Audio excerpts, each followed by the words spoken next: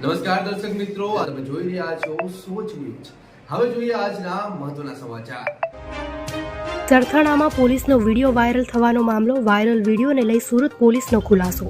દોરીને લઈ ગ્રાહક દુકાનદાર વચ્ચે થઈ હતી બબાલ। અયોધ્યા પ્રાણ પ્રતિષ્ઠા કાર્યક્રમના મુખ્ય યજમાન પીએમ મોદી નથી। શ્રી રામ મંદિર ટ્રસ્ટના સદસ્ય ડોક્ટર અનિલ મિશ્રા મુખ્ય યજમાન રહેશે। આજથી 7 દિવસ સુધી તેઓ યજમાનની ભૂમિકા ભજવશે। રામ મંદિરમાં પ્રસ્થાપિત થનારી રામલલ્લાની મૂર્તિની પહેલી તસવીર। રામલલ્લાને પાલખીમાં મંદિરની ચારે બાજુ ભ્રમણ કરાવાયું। મૂર્તિનું પ્રતિકાત્મક ભ્રમણ કરાવાયું। અસલી અભિષેક 22મી જાન્યુઆરીએ।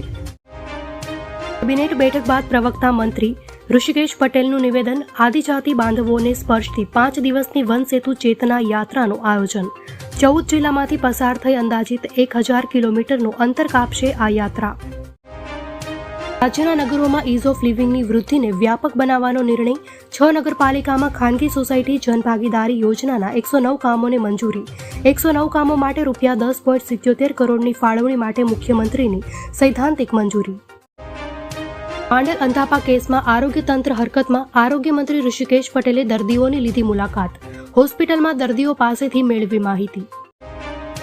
વડનગરમાંથી મળ્યા 2800 વર્ષ જૂના પુરાતત્વીય અવશેષો। 2800 વર્ષ જૂની વસાહતના પુરાવા મળતા સૌ કોઈ આશ્ચર્યચકિત થઈ ગયા। વડનગરમાં છેલ્લા ઘણા સમયથી ચાલી રહ્યું છે ખોદકામ। મોરબી ટોલનાકા કાંડમાં વધુ 3 આરોપી ઝડપાયા। મુખ્ય આરોપી અમરસિંહ પટેલ પોલીસ પકડથી દૂર। 4 ડિસેમ્બરે ફરિયાદ નોંધાયા બાદ તપાસનો ચાલી રહ્યો છે ધમધમાટ। અમદાવાદ શહેરમાં અકસ્માતનું વધતું પ્રમાણ ચિંતાજનક। 2022 કરતાં 2023માં અકસ્માતના કેસમાં થયો વધારો। સ્પીડમાં વાહન ચલાવતા લોકો વિરુદ્ધ કાર્યવાહી કરાશે।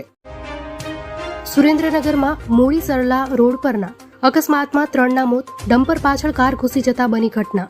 ડમ્પરમાં રિફ્લેક્ટર લાઇટ ન હોવાથી અકસ્માત થયાનું તારણ। આ હતા આજના સમાચાર। આવતીકાલે ફરીથી મળીશું આવા જ સમાચારો સાથે। ત્યાં સુધી મને રજા આપો। નમસ્કાર।